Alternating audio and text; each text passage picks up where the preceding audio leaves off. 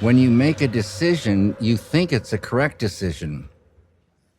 And sometimes it's slow motion, realizing that it isn't. Sometimes it's fast, but you think it's the correct thing. All along the way, every single day, every single moment, we're making decisions. And you just do the best you can. If things turn out to be a failure, like what happened to me on Dune, I say that's a blessing in a way. There's nowhere to go down further. You can only go up. So there's a sense of freedom that comes out of a failure. If you have a success, there's kind of like a extended drum roll. This best thing, next thing better be as good as that. It better be good, or you're going to take the fall. So you could start second guessing yourself. And so there's danger in a success. I just keep going back to Dune as being a major failure for myself. And making Blue Velvet came out of that. So it was euphoria, nowhere to go but up, and a sense of freedom and euphoria making Blue Velvet.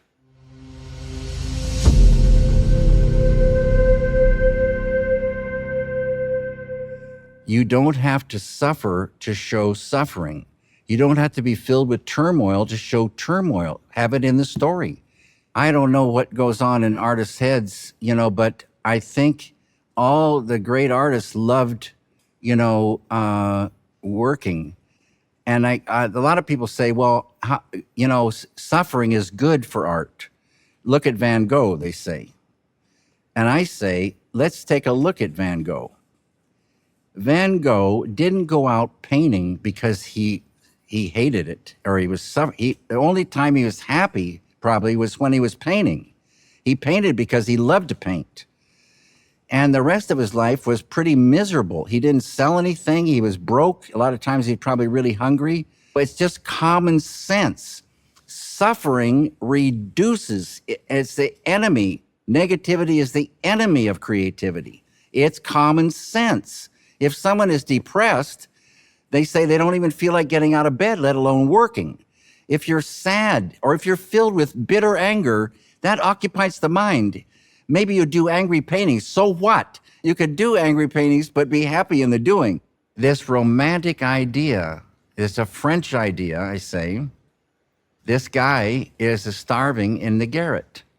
It's so romantic. He's cold, he's starving, and it's romantic. It's romantic, really, for everyone but him. If he was honest, he'd say, I don't want to be cold and freezing here. I don't want to live this charade that, this is cool. I don't want to be starving. I want to feel good and paint. If they're really honest, it would be a lot better to do the work and not suffer. And especially if they knew that more ideas would flow and the work could, blossom, who knows where.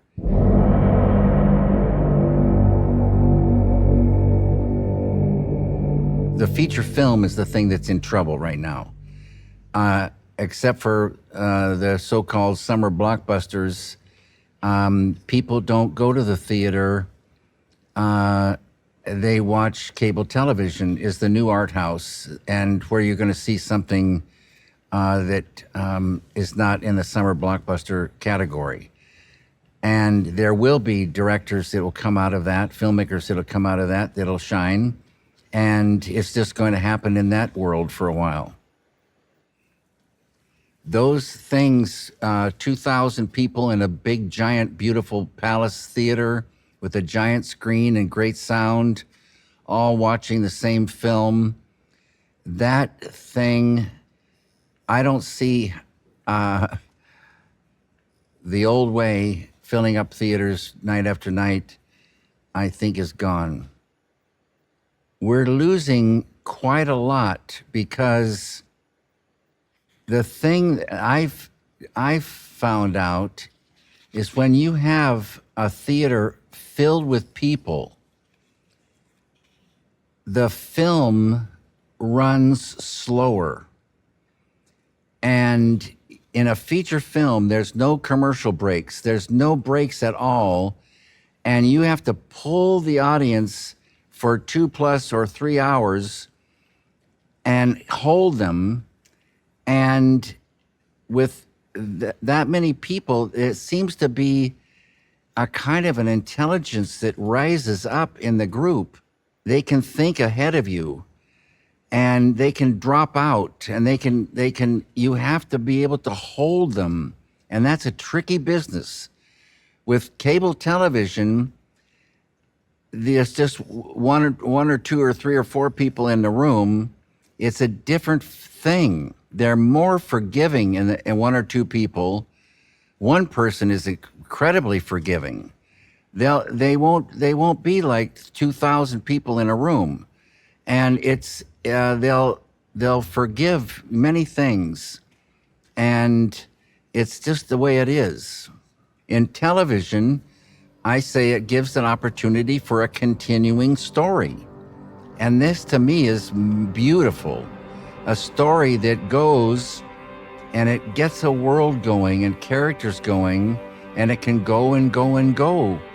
And it can, branch out, and it can go here and there. And great things can happen as you go deeper into it. If you build a film for the audience, because it takes a year or more to make a film, the audience is going to be a year different when the thing is done. And you could, have missed that time.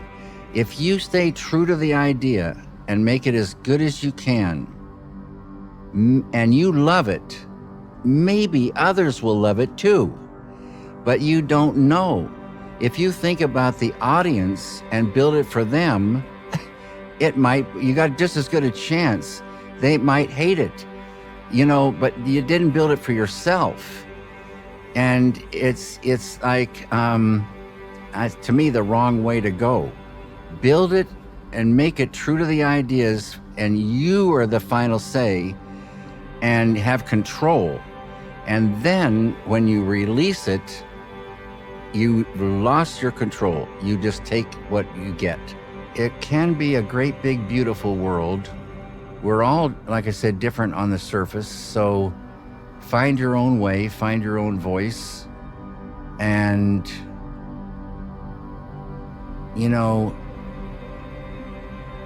compromise is not an option.